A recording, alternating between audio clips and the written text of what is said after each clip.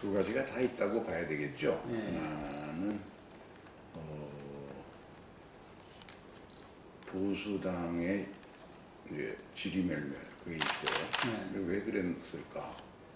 보수가 지난 40년간 한국 정치를 주도하면서 아주 편하게 선거 때마다 주로 썼던 무기가 안보파리 장사하는 거고 색깔. 색깔 안보파리 장사하는 거고 그 다음에는 보수라는 이름을 기득권 경제 기득권 경제를 바꿀 생각을 전혀 안 하고 그것이 많은 부작용을 낳고 세계적으로 IMF나 OECD 같은 데서도 한국의 이 양극화 이거 해결 못하면 한국 경제는 침몰한다 이렇게 끊임없이 경고를 했는데도 기득권 경제를 지키기에 안주해왔다는 거죠. 그런데 이제 그것이 촛불 전에 다 엄청난 시대의 흐름에 안 맞는 두 가지를 보수가 계속 지켰는데 특히 기득권 경제는 그게 정경 유착을 심하게 가져왔던 거 아닙니까? 그거에 대한 하나의 이제 그 세력에 대한 그 세력에 그렇게 추진해온 세력에 대한 그 사람들을 이런 똑같은 식으로 가면 안 된다는 그 세력에 대한 하나의 심판적 선거가 있었던 거죠. 그 다음에 우리 당이 잘못한 것도 많고 부족한 것도 많겠지만 그래도 그 두 가지 점에서는 뭔가 바꾸려고 또 노력하는 그런 노력 성과가 아직 나타난 건 아니지만 바꾸려고 노력하는 그런 진보 세력을 대표하는 거 아니냐. 그런 데서 그래도 여기다 맡기자. 보통 이 실망, 보수에 대한 실망만 있었다면 투표율이 그렇게 높을 수가 없죠. 그렇죠. 그러니까 60.2%. 네. 그리고 이제 무엇보다도 기대를 어디다 하냐면 아직 민주당이라고까지 단언하기는 어렵지만 문재인 대통령은 잘하지 않느냐. 문재인의 80% 넘는 국정 지지율 그것이 우리 당의 50% 넘는 정당 지지율을 만들어냈고 그 두 가지가 그래서 투표해서 문재인을 밀어줘야 된다. 이렇게 작용한 거라고 저는 생각합니다. 거기에 대해서는 우리 문재인 대통령이 참 가장 적절하게 반응을 보였어요. 수석회의에서 누가 써준 것도 아닌데 뭐라고 그러셨냐 하면 정말 국민들이 고맙다. 우리가 다 잘한 것도 아닌데 우리가 잘못한 것도 많은데 그런데도 그렇게 높은 지지를 보여주는 것이 그래서 더 미안하고 국민들에게 더 고맙다. 그러셨단 말이에요. 저는 그 말이 우리 여권이 가져야 할 자세다. 우리가 잘해서 지지해줬다고 보기는 어렵다. 1년 동안 물론 의석수라든가 야당이 협조 안 해준 거 이런 거 다 핑계댈 건 있지만 그럼에도 불구하고 국정은 여당이 주도해야 되니까 무슨 성과를 만들어가지고 경제도 좀 더 활성화되게 좀 하고 이렇게 갔어야 되는데 그런 데서는 별 성과가 없었고 다만 시대의 큰 흐름이 한반도 비핵화를 전제로 한 평화 체제로 가는 모색 이거에 적대적인 큰 흐름이 맞았고 거기에 문재인 대통령이 일관되게 한반도 운전자론이라는 것을 펼쳐왔고 그것들이 잘 맞아들어가면서 문재인에 대한 지지를 나타났던 거 아닙니까? 그렇지만 우리가 잘못한 것도 꽤 있는데 그런 거를 덮고 이렇게 높은 지지를 보내주시는 것은 바로 우리 당이 그래도 현재의 급변하는 세상에서 변화의 흐름을 잘 적응하고 그래도 이 사람들을 잘 채찍질하고 가면은 여기는 그래도 믿을만하다. 이 생각을 국민들이 한 거라고 저는. 우리 경제의 구조적인 이 왜곡이 있었어요. 지난 30년간의 재벌 대기업 중심의 소위 이윤 성장 정치라고 학자들이 부르는 재벌 대기업의 이윤을 확대해 줌으로써 투자가 일어나게 하고 연결해서 중소기업도 투자하고 그럼 일자리가 늘어나서 경제가 선순환이 이루어진다 하는 논리죠. 그게 미국에서도 안 나타났고 그 소위 그 뭐라 그러죠? 트리클 다운 이펙트 우리말로 그걸 뭐라 그러더라? 낙수 경제. 낙수 경제는 안 일어났단 말이죠. 미국에서나 우리나라에서는. 그리고 이제 IMF나 OECD 같은 데서도 한국이 경제 운영의 패러다임을 안 바꾸면 한국 경제의 종전과 같은 성공을 보장할 수 없고 오히려 위험해진다. 지나치게 양극화가 심하다. 이 이야기를 계속 했거든요. 그래서 새 정부는 지금 소득주도 성장 정책을 펼친 것이죠. 그 소득주도 성장 정책은 우리가 독자적으로 한 게 아니라 많은 경제학자들이 국내외적으로 우리한테 리코멘드 하는 거죠. 많은 노벨 경제학장 수상자들 스티글리츠라든가 프로크루그만이라든가 다 얘기했던 거고요. 그런데 이게 이제 한 가지 문제가 있는 거죠. 왜냐하면 소득주도 성장의 핵심은 뭐냐 하면 국민들의 소득을 늘려줘야 되니까 결국 모든 국민에게 가장 파급이 큰 것은 최저임금을 올려줘야 되는 것이죠. 그 다음에 우리가 전 세계에서 가장 장시간 일하니까 그러면서 실업률이 지금 높아지고 있으니까 근로시간은 줄이고 고용의 기회를 좀 확대해주는 이런 정책들이죠. 이게 이제 두 가지 개혁 조치의 핵심인데 이 두 가지가 다 단기적으로는 선순환을 만들어서 그러니까 소득주도 성장이든 근로시간 단축이든 선순환을 만들어서 소득 증대가 소비 증대를 일으키고 소비 증대가 다시 투자 증대를 일으키고 투자 증대가 일자리 증대로 나타나서 이런 선순환이 만들어져야 되는데 그걸 하는 데는 최소한의 아마 한 2년 통계적으로 입증이 되려면 2년은 걸리는 거죠. 왜냐하면 1년 운영의 성과는 그 다음에 나오니까. 하지만 금융실명제 때도 그랬고 또 주 5일 휴무제, 주 2일 휴무제, 토요일 날 쉬는 거 그때도 그랬고 처음 시행 초기에 부작용은 큰 거거든요. 시행 초기에 부작용은 크고 그 성과는 늦게 나타난다는 것이죠. 그래서 우리가 국정과제를 만들 때 포용적 혁신성장 그래서 포용적이라는 말 속에 소득주도 성장을 집어넣어서 가되 그것은 혁신은 빨리 해야 된다. 개혁 초기에 해야 되니까 개혁 초기에 힘이 있을 때 최저임금 인상과 근로시간 단축 이거 한 시기 타이밍 좋은데 그걸 하되 최대로 부작용과 마찰을 치유하는 그런 노력이 필요한데 그거는 좀 부족했던 것 같아요. 그러니까 그거는 문재인 정부의 출범이 인수위를 거쳐가지고 인수위에서 수많은 토론을 거쳐서 정책 과제를 이제 소득주도 성장 가야 된다. 그러면 그로 인해서 단기간에 나타나는 부작용은 어떡할래? 그럼 부작용을 치유하기 위해서 이런 거 함께 해준다. 이게 누가 주도할래? 그 팀워크를 만들어줘야 되거든요. 경제부총리와 이렇게 한 팀을 만들어줘야 되는데 그걸 할 시간이 없었어요. 인수위를 못했으니까. 그러니까 자연히 맨 처음에 구성한 게 장관들은 한 3개월 이상 걸렸잖아요. 과반수를 채우는데도.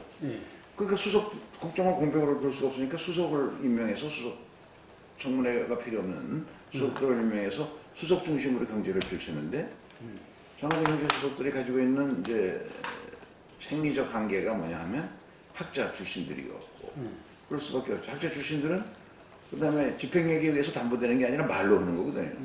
말과 글로. 근데 이거는 학자들은 어떤 성향이 있냐면 항상 논리를 전개할 때 논리적 비약을 막기 위해서 다른 모든 변수는 동일하고 내가 말하는 이 목적 변수 요거 하나가 어떻게 바뀔 거냐 하는 걸 예측하고 설명하는 데는 학자들 따라갈 사람이 없죠. 항상 그것은 논리가 명쾌하죠. 근데 현실 경제는 그 한 변수만 움직이는 게 아니야. 모든 변수가 서로 인과관계를 맺으면서 실타래처럼 복잡하게 얽혀 있단 말이죠. 그럼 최저임금을 올리면 그러면 음식업 같은 데서는 어쩔 수 없이 고용을 줄이려고 할 거고 그걸 막기 위해서는 어떤 정책이 있고 그렇게 했을 때 그 정책은 막으려다 보면은 또 어떤 부작용이 있고 이런 것들을 다 생각하고 토론을 거쳐서 거기에 맞는 역량을 가진 장관들을 임명하고 그 팀워크를 가지고 했더라면 부작용이 이렇게 크지 않았을 텐데 숙명적으로 그렇게 못해서 너무 오랫동안 청와대가 주도하는 경제 운영이 이루어졌던 것이 그 소득주도 성장의 그 부작용을 최소화하는 노력은 좀 부족했어요.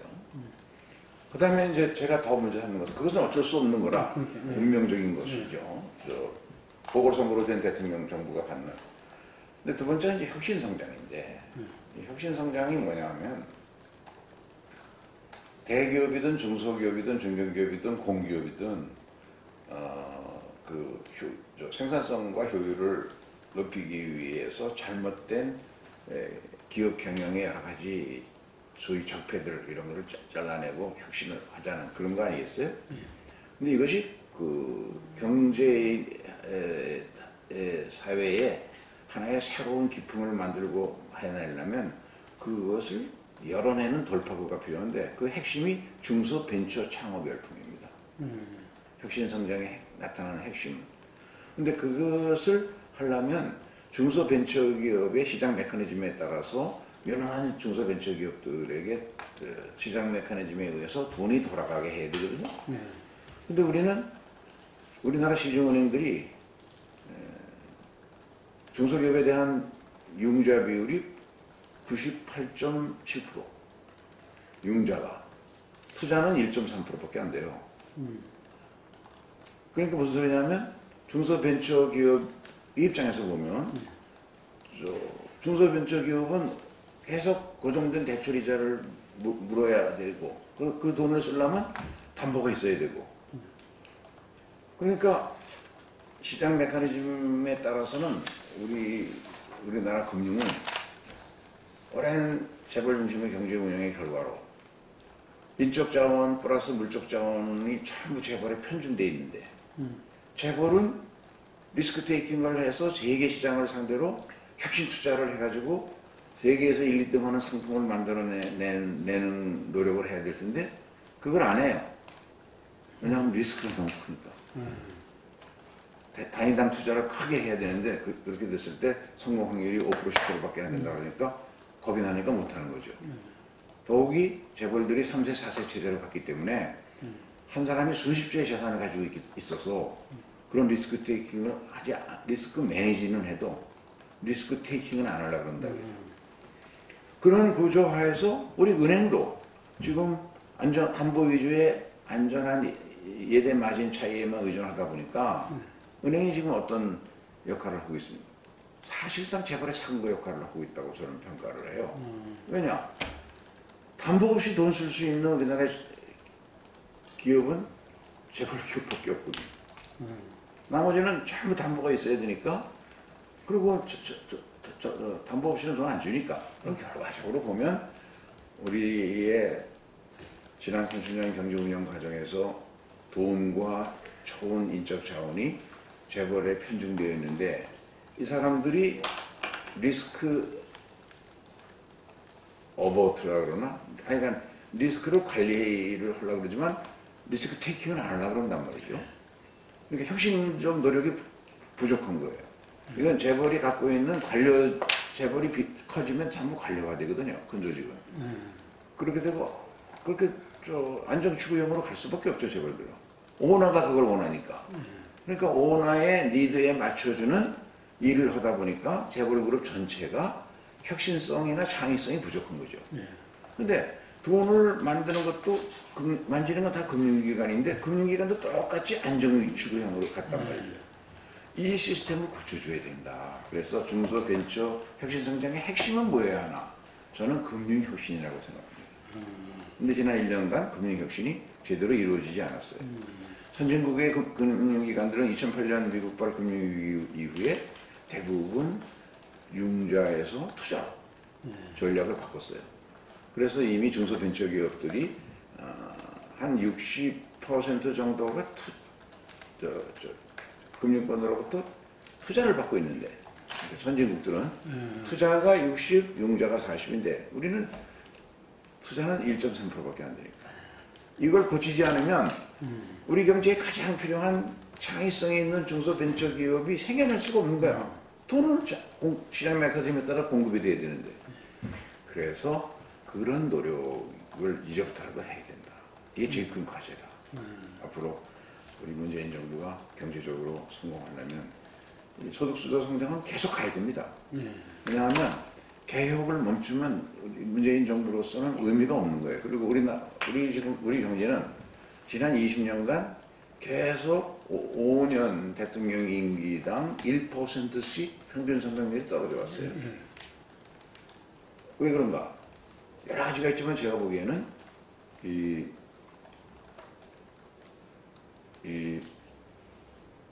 경제 운영의 패러다임을 대기업 중심의 그 이윤주도 성장 정책에 고착화된 거, 그것이 양극화를 심화시킨 거, 이것이 결정적인 원인이에요. 가서 소득주도 성장으로 가지 않으면 안 돼요. 가서 경제 운영의 패러다임을 바꿔줘야 돼요. 왜냐하면 소득주도 성장은 노동의 가치를 존중하고 노동의 창의성, 이것이 발휘되지 않으면 우리 경제는 살 수가 없거든요. 그래서 그러려면 쉼과 일의 균형이 맞아야 되고 창의성이 발휘되려면 저녁이 있는 삶이 보장되어야 하고, 그래야 거기에서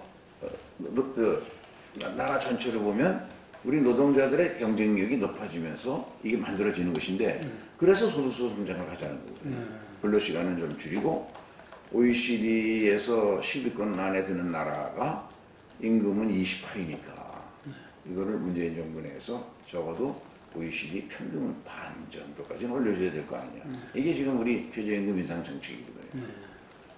그리고 근로시간도 세계에서 제일 일 많이 하는 나라인데 멕시코하고 우리가, 그래가지고 경제가 좋아졌으면 그렇게 해야죠. 근데 그거는 베끼기 할 때는 그게 맞는데 지금은 베낄 게 없는데 새로운 걸 만들어내는 창의성이 필요한 때 아니에요. 그래서 소득주도 성장 정책은 반드시 가야 되는데 이거 시간이 걸린다, 효과가. 그러면 국정운영의 큰 틀을 짠 나 같은 사람 입장에서 보면 소득주도 성장이 나타나는 동안에 부작용은 최소화하게 관리를 하고, 그러니까 이제 무슨 고용안정자금이라든가 또는 이제 그 근로시간 타협제도라든가 음식업 같은 데서 최저임금을 적용하게 되면 임금이 너무 높아지니까 고용을 줄일 수밖에 없어요. 음식점들이 외식을. 그럴 때 외식업종에 한해서는 그 탄력적으로 운영을 해가지고 고용을 안 줄이고 그 대신 여러 가지 그 임금 산출 시스템을 갖추고 이래서 문제를 풀어가는 방법이 있거든요. 그것의 일환이 이제 최저임금 요번에 산입 범위에 들어간 거죠. 최저임금 산입 범위를 넓혀주고. 사실은 그걸 먼저 했어야 되는 건데 정권 초기에 그거를 먼저 해서 노조와 큰 대결 구도를 갖추고 하기에는 다른 국정 노력들이 백업이 안 된다. 그래서 임금 인상을 먼저 하고, 그걸 지금 홍영표가 힘들어서 최저임금 산입 범위를 넓히는 거죠.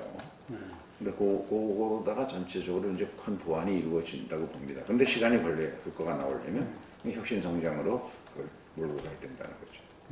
근데 그 노력이 지금 금융혁신 노력, 그 다음에 중소벤처기업이나 그 기업에 투자한 대기업이나 또는 민간 자본가들이, 투자가들이 적절한 기회에 시장에서 착취당하지 않고 기술 탈취당하지 않고 시장에서 투자 자금을 제대로 기업 평가를 거쳐서 회수할 수 있는 루트가 있어야 되거든요. 그러면 선진국은 그게 M&A 시장에서 회수하는 것이 다 70, 80%예요. 근데 지금 우리나라는 M&A 시장에서 회수하는 비율이 1%, 2%밖에 안 돼요. 그 두 가지, 금융혁신과 M&A 시장 형성, 이 두 가지가 앞으로 해야 할 우리의 가장 중요한 혁신성장의 과제죠. 그게 제대로 추진을 못하고 있는 게 국민들이 느끼는 그런 경제에 대해서 뭐 되는 것도 없고 안 되는 것도 없고 뭐 소득주도 성장이 많은 부작용만 일으키는 거 아니냐라는 인식을 갖고 있는 거죠. 실천이 없었다 이거죠. 더 빨리 해야 되는데 자꾸 미룬 거예요. 그래서 지금 제가 국정원기능 계획을 세울 때 취임부터 지방선거까지를 혁신기라고 했어요.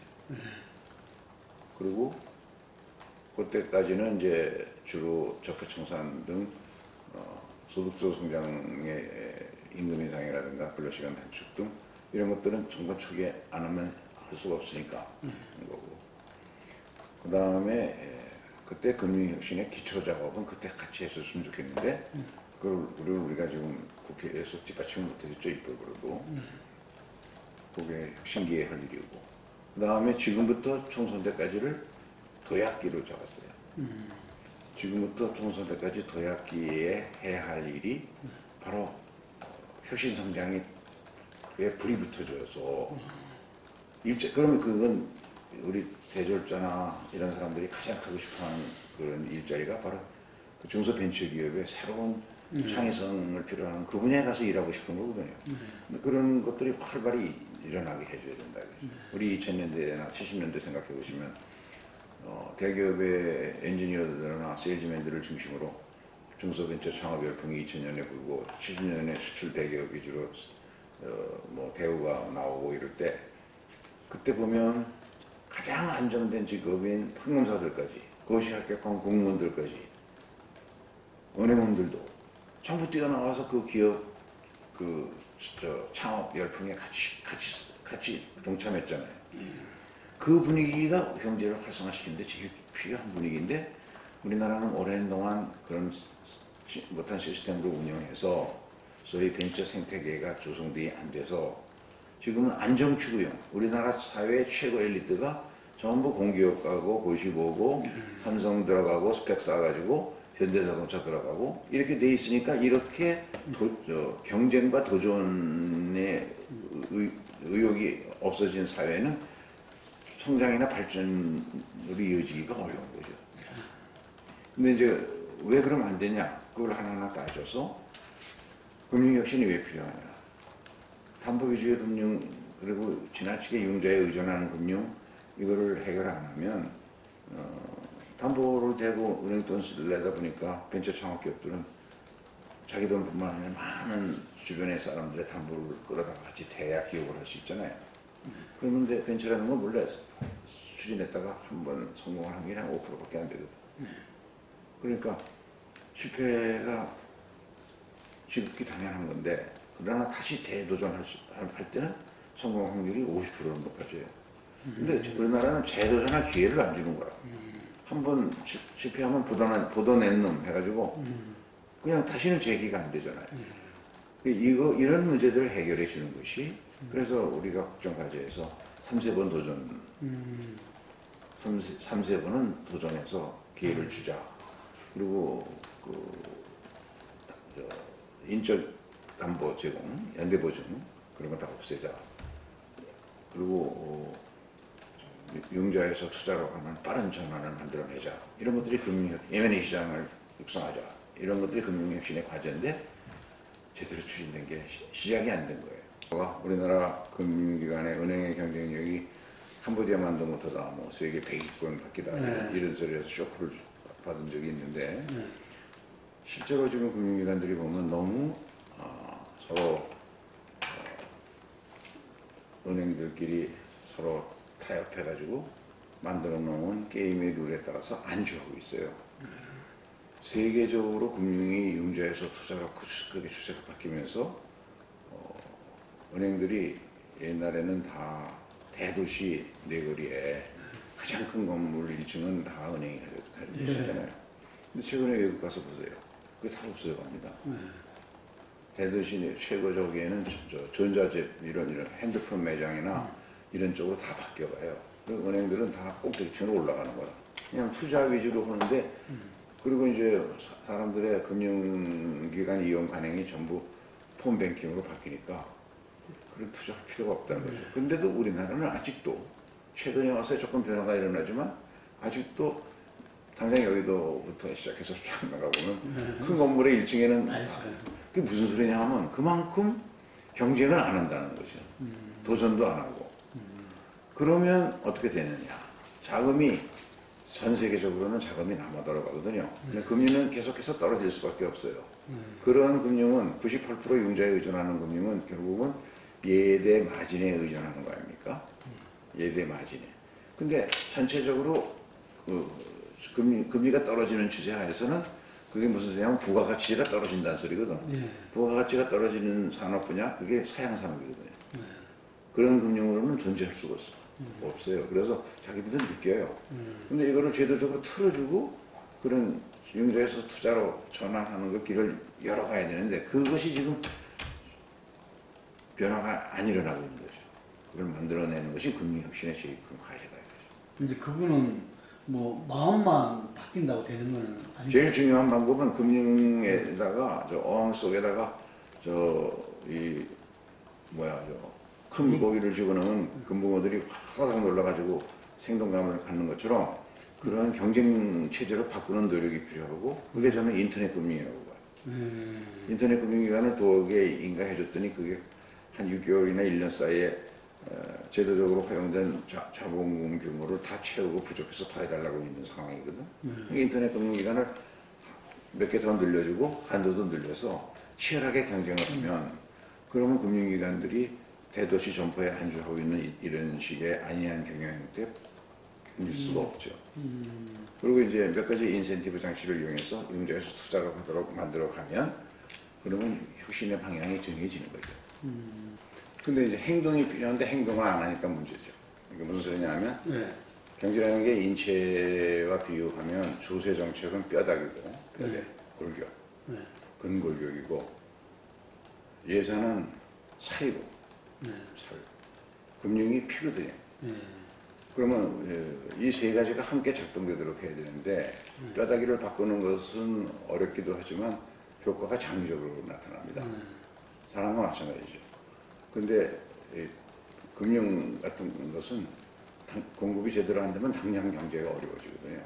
근데 이 공급이 우리 경제가 원하는 방향으로 시장 메커니즘에 의하여 자금과 인력이 잘 배분되고 그것이 순환되도록 만들어야 되는데 그게 지금 안 되고 있는 거죠. 그게 행동으로 안 나타나고 있는 거죠. 그러니까 경제는 그런 혁신 경쟁이라는 차원에서 보면 박근혜 때나 지금에는 뭐 달라진 게 없는 거죠. 그것을 좋은 방향으로 가도록 유도하는 게 경제 정책이죠. 그래서 아까 금융혁신은 융자에서 투자로라는 슬로건처럼 그렇게 중소벤처기업이 필요한 중소벤처기업, 우리 경제에 필요한 중소벤처기업에 자금이 흘러들어가도록 만드는 것이고 또 한 가지 방법은 재벌 대기업들이 리스크를 줄여가면서 중소벤처기업을 발굴하고 거기에 투자해서 거기에서 주가 상승 이익을 얻어가지고 되팔아서 주가 상승 이익을 얻는 것을 아주 주된 수입원으로 하는 기업 벤처 캐피탈이라는 게 있어요. CVC, Corporate Venture Capital. 이게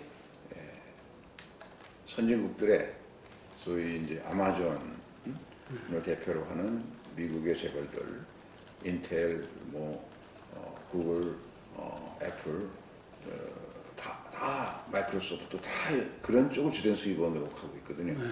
중국의 텐센트나 바이두가 잘 나가고 일본의 손정희 뭐 이런 사람 잘 나가는 게 전부 그런 방법으로 벤처 기업을 열심히 찾아다니면서 좋은 거 있으면 발굴해갖고 투자하고 또 커가는 때 운전 자금도 투자하고 그러다가 그 기업이 잘 돼서 주가 상승이 어느 정도 되면 팔고 안 그러고 자기 그룹 전체에 꼭 필요한 업종이다 그러면 시장에서 제일 앞쪽으로 M&A해서 사고 근데 이제 이런 정책을 펼쳐야 되는데 그 펼칠 때 한 가지 유념할 것은 그래가지고 재벌의 문화가치 확장이 더 확장되면 안 되잖아요.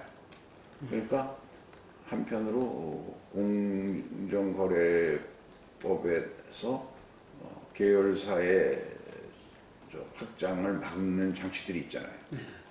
문화발식 기업 확장을 막는 장치들. 그건 그것대로 엄격히 가동을 해야만 중소벤처에 투자를 하되 그거를 가지고 계열사를 늘리고 방만해지는 이런 경향하지 말고 적적한 시기에 M&A 시장에서 팔고 다시 자본 회수해서 또 찾아다니고 그렇게 만드는 게 그게 지금 미국이나 중국 기업이 잘 나가 있는 이유거든. 그런 패턴이 우리나라에 아직 아주 초기로 시작 단계 몇 개 재벌들이 그런 그룹을 만들어 놓고 있어요. 근데 그거에 대해서 김상조 공정거래위원장이 필요하다.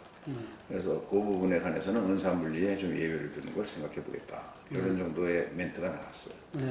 그게 지금 딱 금융혁신의 한 내용입니다. 혁신 성장을 만들어내는 금융혁신의 핵심 요소가 그런 것들이다. 그래서 김동연 부총리에 대해서는 어떻게 평가하십니까? 훌륭한 사람이에요. 훌륭한 사람인데 다만 금융을 직접 해보질 않았고 예산에 밝은 사람이고 예산을 했으니까 조세도 어느 정도 아는데 금융이라는 게 여기에 독특한 그런 그 메커니즘을 가지고 있고 그걸 누가 운영하냐는 운영 주체를 잘 알아야 되는 그런 점에서 좀 문제가 어려움이 있는데 그러려면 김동연 부총리한테 힘을 실어줘야 되는데 자연스럽게 청와대가 먼저 힘을 가지고 한참 떠들고 난 다음에들 다 들어왔으니까 그 패턴이 좀 빨리 바뀌어야 되는데 그런 전기가 안 마련된 거죠.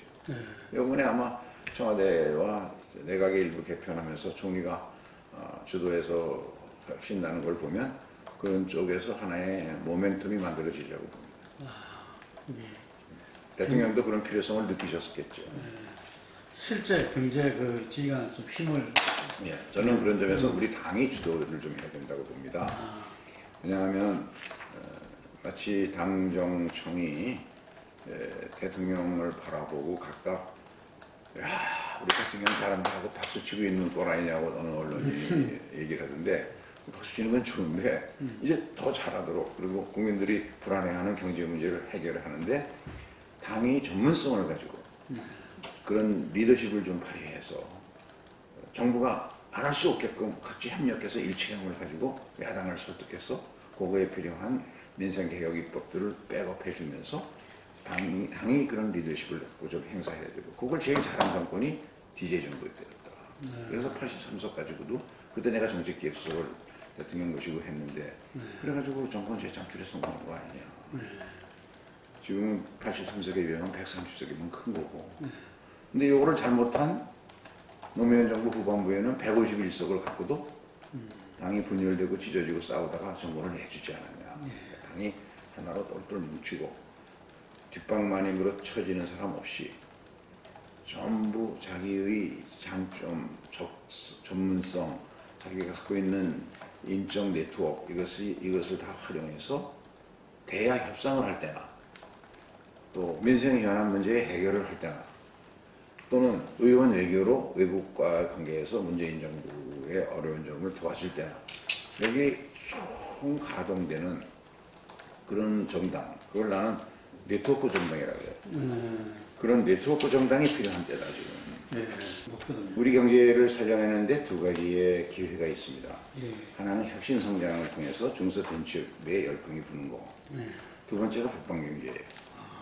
북방경제는 왜 중요하냐 하면 아주 쉽게 북한의 값싸고 품질 좋은 풍부한 노동력, 중국의 그 아주 막대한 자원과 큰 시장, 세계에서 제일 큰 시장, 러시아의 세계에서 가장 품질 좋고 값싼 에너지, 이런 것들을 우리의 기업의 근면한 부지런한 우리 기업, 중소기업, 중견기업 할 것이 부지런한 거는 우리 기업 따라갈 수가 없죠. 그 다음에 세계에서 가장 빠르게 시장 경제를 발전시킨 나라, 가지고 있는 기술과 또 그러면서 상당히 축적하는 자본, 이것이 결합이 될 때 동북아에는 경제 그 흥황의 좋은 기회가 열린다. 그게 한마디로 말하면 북방 경제다. 이미도 환황의 경제권에는 그것이 형성되고 있어요. 환황해를 둘러싸고 있는 경제권을 보면 중국에서 1인당 GDP가 3만 불이 넘는 인구가 2020년까지 한 5억 명 될 거라는 게 학자들의 공감 중인데 이미 2013년에 3억 명이라는 게 통계가 중국 정부에 의해서 발표가 됐어요. 3억 명이 1인당 GDP가 3만 불이 넘는다는 거죠. 그럼 2020년 7년, 그보다 7년 뒤에 5억 명이 되는 건 자연스러운 거 아니겠어요?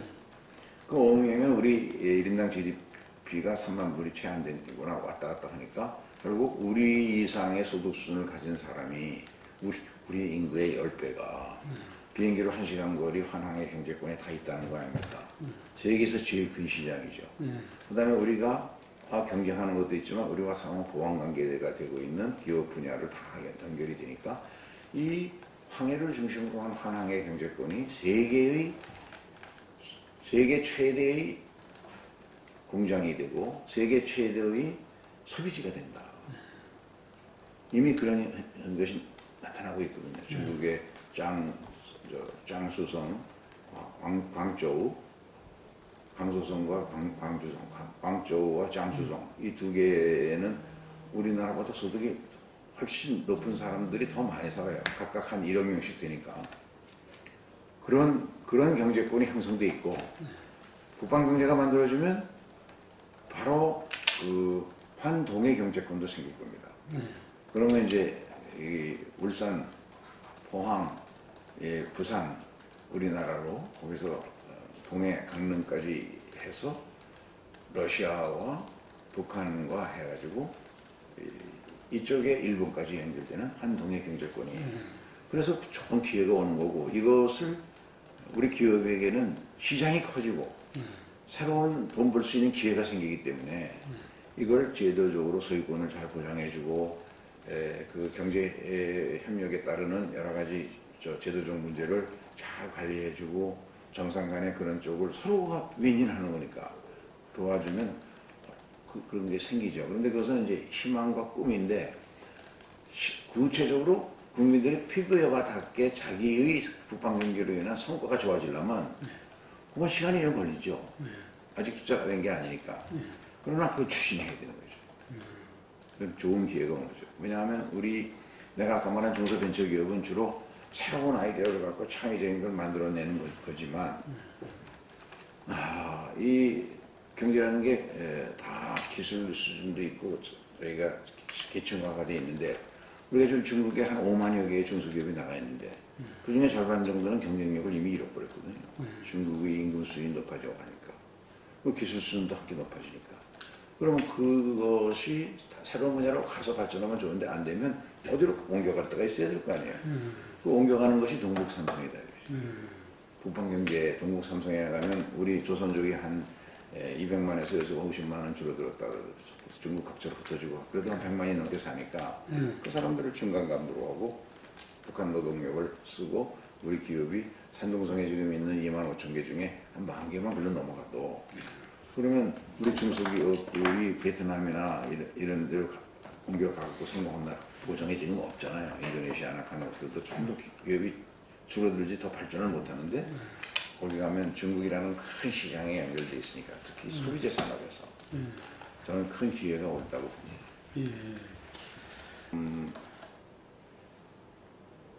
소위 전략적 협치를 만들어내야 되는데 전략적 협치는 그동안 지난 1년간은 개별 법안 처리에 있어서 좀 도와달라 이렇게 갖고 해결을 하는 수준이었죠. 개별 법안 또는 국정의 어떤 특정 분야, 예를 들면 남북관계, 평화체제, 추진, 뭐 혁신성장 활성, 혁신성장 지원, 뭐 이런 국정의 어떤 분야를 놓고 전략적 협치체제를 만들어내는 노력은 가는 효과입니다. 근데 대전조가 되는 것은 그렇게 하려면 우리 130명이 제가 DJ 정부 때 정책기획수석을 하면서 느낀 경험으로는 우리 당내가 좀 더 네트워크 정당으로 뒷방만임, 뒤로 물러나 앉아있는 사람 없이 당내의 모든 자원이 네트워크를 이루어서 풀 가동이 돼야 돼요.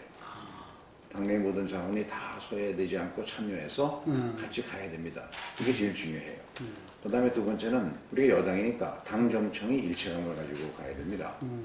그래서 대통령에게 당대표가 직접 대화를 사안은 직접 대화해서 이 문제는 이렇게 풀어야 되는 게 우리 당의 중론입니다. 예, 대통령께서도 이렇게 해주십시오 하는 걸 어떤 고비고비 때는 문제가 될 때는 또 할 수 있어야 되고 우리 대통령은 그런 점에서 저도 국정과제 5개년 만들 때 필요할 때 대통령하고 직접 대화를 해서 풀어가야 되니까 그런 거는 뭐 대통령은 역대 다른 대통령보다도 훨씬 소통하기에 좋은 분이니까 그런 노력이 필요하고 그 다음에 우리 당정청이 핵심이 당대표, 청와대 기획관리실장, 청와대 비서실장, 그 다음에 국무총리는 가능하면 일주일에 한 번씩 만나야 돼요. 만나서 모든 국정 현안을 일치감을 갖도록 요만한 인식 차이도 없도록 녹여내야 하고 뭐 인사불만 뭐 이런 모든 불만을 녹여내고 그 다음에 다음 한 주는 배석자들을 데리고 처음 한 주는 배석자 없이 3시간 만나서 다 풀어내고 그 다음 한 주는 배석자들을 가지고 국정 현안을 풀어나가는 그렇게 해서 국정 모든 현안에 관해서 일체감도 가져야 되지만 동시에 대화 협상이나 이런 데서도 서로 역할 분담을 해서 당정청이 같이 힘을 모아야 됩니다. 대화 협상도. 그러면 풀릴 수 있어요. 지금으로서 가장 중요한 것은 경제를 살려내는 경제를 살리는 정치를 저는 주장해 왔는데 경제 자체는 더불어 잘 사는 경제여야 하고 당의 정치 운영의 방향은 경제를 살리는 정치를 해야 된다. 그래서 지금의 당의 리더십도 결국 경제를 살리는 당대표여야 한다. 그게 첫째고요. 근데 이제 그러려면 내가 여러 번 얘기하지만 대통령이나 정부하고도 잘 소통하는 그래서 당정청이 일체감을 가지고 운영되는 그런 소통을 잘하는 당대표 그렇죠? 대통령이나 총리, 정부 쪽과 일체감을 당정청의 일체감을 가지고 대화 협상이나 국정 현안 모든 문제 해결에 같이 대응하는 그런 리더십이 필요한 것 같아요. 지금 1년밖에 안 됐는데 벌써부터 대권 주자들의 게임장으로 정치가 바뀌어버리면 나라 우리 당을 위해서는 물론이고 문재인 정부 성공을 위해서는 물론이고 나라를 위해서 바람직하지 않죠. 지금은 어떤 그 성과를 만들어낼 그런 시기 아니겠어요? 그러니까 성과 관리를 어떻게 만들어낼 수 있느냐. 그러니까 성과 주도형 대표예요.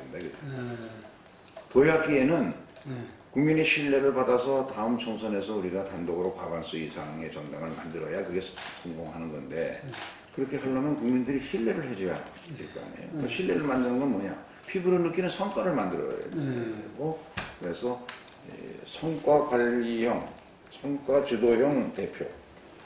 근데 성과를 어느 분야에서 낼 건데 핵심은 혁신 성장이다. 혁신 경제의 혁신을 통해서 중소벤처기업 열풍이 불고 국방경제의 열풍을 잘 살려서 연결시켜주는 이런 정치적 리더십이 필요한 거죠.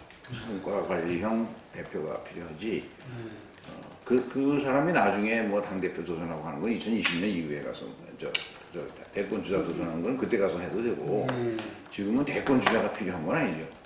지금부터 총선 때까지는 국민들이 원하지 않을 겁니다. 대권 주자를. 지금부터 총선 때까지는 우리가 지금 가장 목말라하는 어떻게 하면 빨리 경제를 살려내고 좋은 일자리를 만들어내느냐 여기에 주도해서 그런 성과를 잘 관리해내는 당대표가 필요하다 이거죠.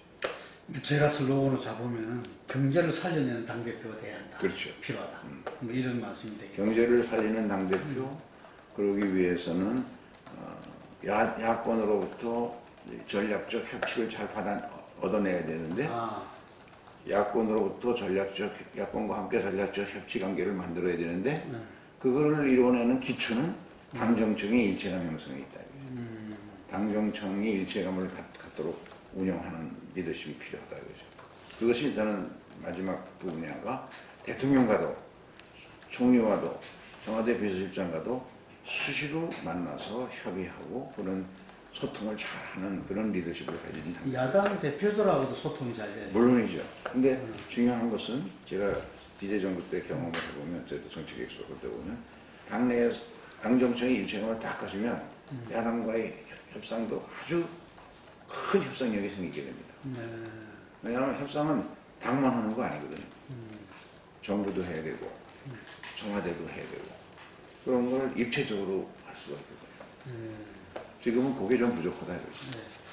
보수 논객 말하자면 대구에 그런 분하고 대화를 하는 기회가 있었는데 아마 이번 선거 과정에서 야당 홍 대표가 대구 시민들에게 그런 호소를 하고 갔나 봐요. 여기에서까지 지면 자유한국당은 문 닫아야 됩니다. 그런 얘기를 하니까 그 얘기를 했다고 누가 그러니까 그 농객 그 양반이 그럼 빨리 문 닫게 해줘야지. 불파불립이야. 네. 지금 야당은 불파불립이야.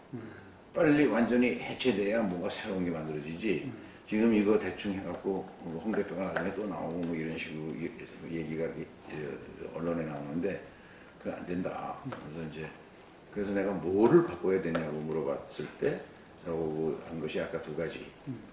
우리 야당이 그동안 안보 파리 장사한 거. 네. 그 다음에 색깔론이 제일 손쉬운 진보 정당에 대한 공격 방법이었으니까. 두 번째는 저는 더 어려운 게 그건데 기득권 경제를 너무 기득권 경제에 고착화된 경제 운영. 기득권의 이익을 지켜주는 그 혁신이 없는 경제죠. 그건 잘못이다 이거죠. 그 두 가지를 극복을 해내는 새로운 보수 그게 필요한 거죠. 이제 그 전당대회를 앞두고 아주 이제 초기 단계죠, 시작 단계. 네. 근데 이제 많은 다양한 경로를 통해서 많은 동료 의원이나 또 여러 계층으로부터 당대표에 나왔으면 좋겠다.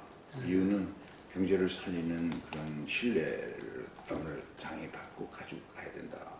이런 그런 요구를 다양하게 받고 있고 지금으로서는 그렇게 그걸 외면하기는 어려운 그런 상황이로구나 하는 걸 느끼고 있어요. 뭐 이제 그런 고민을 해봐야겠죠. 그러나 현실적으로 당선이 돼야 되니까 당선될 수 있으려면 어떤 팀으로 가야 되는가. 또 나보다 더 잘할 수 있는 사람이 혹시 있는 건 아닌가. 나보다 더 잘할 수 있는 사람이 있어 내가 그 사람을 밀어주고 내가 도와주는 세가 될 수도 있지 않냐는 그런 생각도 가지고 뭐 가봐야 되겠지만 지금으로서는 하여간 내가 좀 당 그 대표에 나와 경제를 살리는 그런 당 대표로서 좀 역할을 해달라는 다양한 요구에 대해서 외면하기 어려운 그런 상황이로구나 하고 이제 마음을 좀 이렇게 결심을 굳혀간다고 할까요? 그런 단계죠.